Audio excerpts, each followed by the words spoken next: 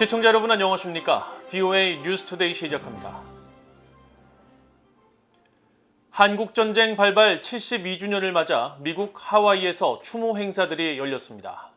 존 아퀼리노 인도태평양 사령관은 최근 러시아의 우크라이나 침공은 6.25 한국전쟁 당시 북한의 한국 침략과 비슷하다면서 이웃 국가의 영토와 국민을 지배하려는 욕망에서 비롯됐다고 지적했습니다.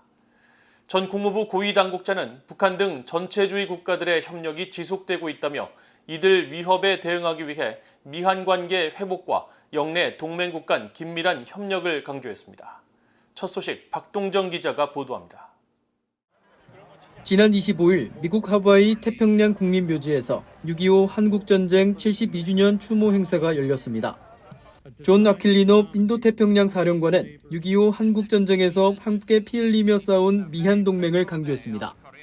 The Korean War started as an act of aggression very similar to what we see today in the Ukraine. A desire to dominate a peaceful neighbor's territory and people. And just like we saw 72 years ago, the Soviet Union and the PRC approved and supported the North Korean plans. Authoritarian regimes in North Korea and the PRC approved of the Russian invasion of the Ukraine. 아퀼리노 사령관은 이어 6.25 한국전쟁을 통해 미한 양국은 공식적으로 동맹을 공고히 하고 북한 도발에 대한 유엔 안보리 결의 이행에 적극 동참하고 있다면서 60년 이상 이어진 상호 신뢰를 바탕으로 양국 간 철통 같은 동맹은 영내 평화와 안정 번영을 가져다줬고 미한 동맹은 인도태평양 지역 자유의 핵심이라고 강조했습니다. 데이비드 스틸웰 전 국무부 동아태 차관보는 24일 한미 자유안보정책센터 등이 하와이에서 주최한 6.25 72주년 관련 토론회의에 참석해 북한의 남침을 가능하게 했던 중국과 러시아의 지원을 비판했습니다. 특히 이들 전체주의 국가의 협력은 지금도 지속되고 있다면서 북한 등의 도전에 대응하기 위해선 미한 관계가 어려움을 겪었던 지난 4년과는 달리 다시 강력한 관계를 맺어야 한다고 강조했습니다. One, we need to make the U.S. bilateral relationship with the ROK stronger. And there's always room for that. But number two is we have to increase the participation of that bilateral relationship in the region as well, because the threats in the region aren't limited to North Korea. 한국의 전임 문재인 정부에서 한미연합사 부사령관을 지낸 최병혁 장군은 이날 토론회에서 한미동맹이 최근 5년간 정치적 환경 변화에 따라 크게 약화됐다고 지적했습니다. 한미동맹의 우리 공동의 적인 김정은과 북한 집권 세력들이 그들의 정치적 의도나 전략적인 목표, 도발적인 행동들은 하나도 바뀌지 않았는데 마치 그들이 한반도 평화 정착을 바라는 것처럼 기만을 하고. 최 장군은 그러면서 문재인 정부가 대규모 한미연합훈련 축소와 사드 기지 정상 운영 지연, 무리한 전작권 조기 전환을 추진하고 유엔 북한 인권 결의안 불참과 대북 전단 금지법을 만들면서 자유민주주의 가치가 훼손되고 한미동맹의 신뢰가 저하됐다고 비판했습니다. 그러면서 미한 양국이 자유민주주의 동맹으로서 핵심 가치인 자유와 민주, 인권에 대한 확고한 신념을 공유하고 북한과 중국, 러시아 등 전체주의적 패권국에 맞선다는 인식을 공유해야 한다고 강조했습니다. VOA 뉴스 박동정입니다. 지난 25일 한국 정부가 주관한 6.25 한국전쟁 발발 72주년 기념식에 9개 유엔 참전국의 참전 용사와 가족 40여 명이 참석했으며 영국, 호주 등 이들 나라의 한국 주재 대사와 대사관들이 트위터를 통해 참전 용사들의 희생에 감사를 표했습니다. 이날 행사에는 1976년 북한군의 판문점 도끼 만행 사건 당시 주한미군으로 비무장지대에서 근무했던 데이비드 페너플로 씨와 영국 육군 상병으로 한국전에 참전했던 빅터 스위프트 씨, 96세 최고령 초청자로 호주 해군으로 한국전에 참전했던 제럴드 셰퍼드 씨 등이 참석해 한국전쟁의 역사적 의미를 되새기고 참전용사들의 헌신을 기렸습니다. 한편 주한 미국 대사관은 6.25 한국전쟁 발발 72주년을 맞아 사회연결망 서비스 트위터에 참전용사들의 용기와 희생을 결코 잊지 않을 것이라면서 감사를 표하고 한국전쟁 당시 촬영된 사진 5점을 함께 올렸습니다. 국제 형사재판소 재판관을 역임했던 판사들이 북한의 구금 시설들에서 10가지 반인도적 범죄들이 자행되고 있다고 모의 재판을 통해 판결했습니다. 특히 북한의 최고 지도자 김정은과 사회 안전성, 국가 보위성 등에 소속된 관리들은 이 같은 반인도적 범죄로 기소할 합리적 근거가 있다고 밝혔습니다. 조은정 기자가 취재했습니다. 3개월 만에 워싱턴에 다시 모인 재판관들은 국제변호사협회와 북한인권위원회가 공동 발표한 북한 구금시설 내 반인도 범죄에 대한 조사 보고서를 통해 북한 내 구류장과 집결소, 노동단련대 등 구금시설에서 반인도 범죄가 거대한 규모로 자행됐고 지금도 계속되고 있다는 결론을 내렸습니다. 모의 재판의 재판장인 나비 필레이 전 유엔 인권 최고대표는 국제형사재판소 ICC의 설립 근거인 로마 규정을 언급하면서 반인도 범죄 11가지 중 인종 분리를 제외한 10가지, 즉 살인, 노예화, 강제 구금, 고문, 성폭행 등 비인도적 행위가 북한 구금시설에서 자행되고 있으며 최고 지도자 김정은의 책임을 물어야 한다고 강조했습니다.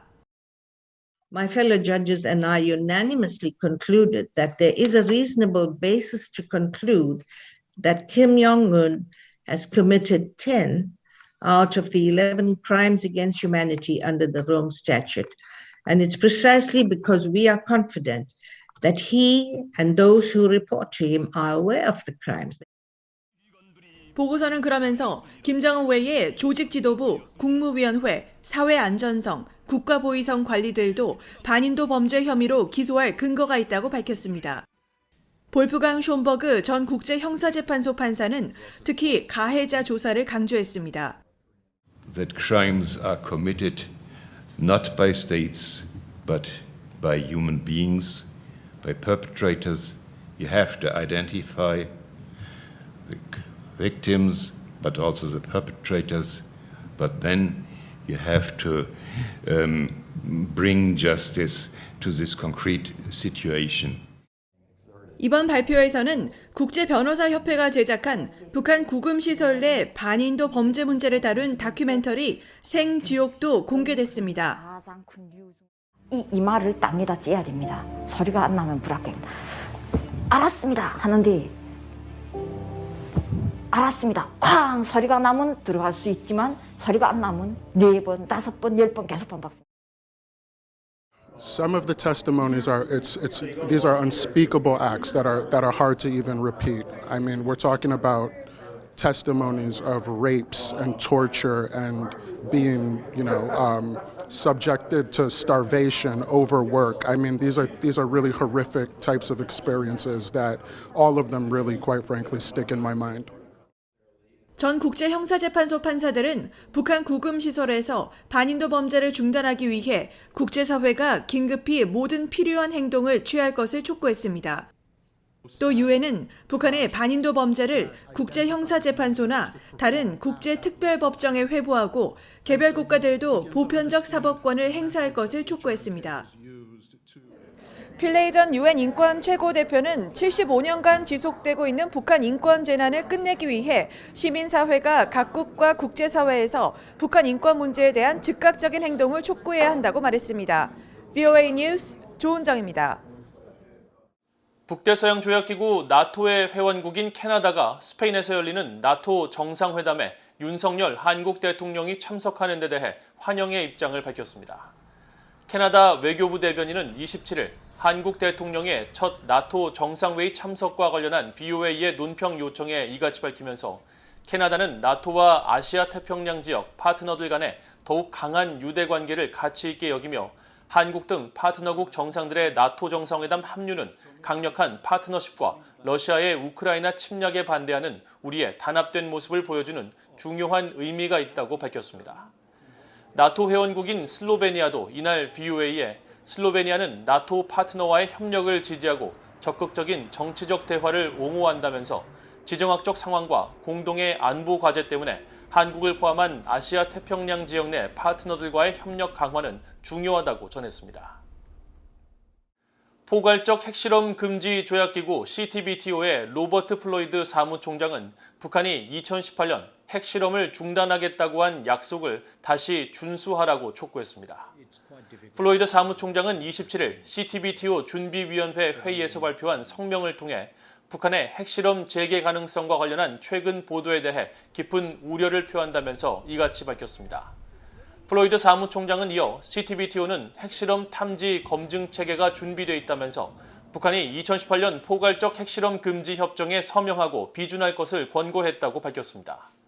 북한은 지난 2018년 4월 노동당 중앙위원회 전원회의에서 핵실험과 대륙간 탄도미사일 시험 발사에 대한 모라토리엄, 즉 유예 조치를 선언했지만 4년 4개월 만인 올해 3월 ICBM 발사를 재개하면서 유예 선언을 파기했고 최근에는 7차 핵실험 준비 정황이 포착되면서 2017년 9월 이후 핵실험 재개 가능성이 제기되고 있습니다.